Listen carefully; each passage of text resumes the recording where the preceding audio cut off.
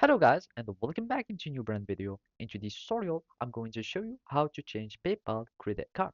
So make sure to watch the video to the end and follow these simple steps. So here in this video, we are going to follow this PayPal support article. And this is how you can update or even delete or do whatever you like within your PayPal, your debit or credit cards on PayPal.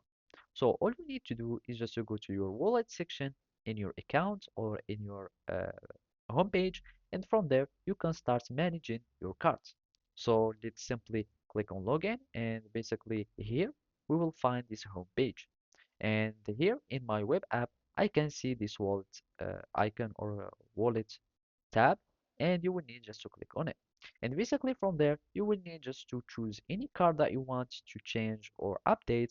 From there, you can click on update card, and you can enter new information or you can simply unlink it so you can have another credit card that you can add. So basically here in my case, I have no card.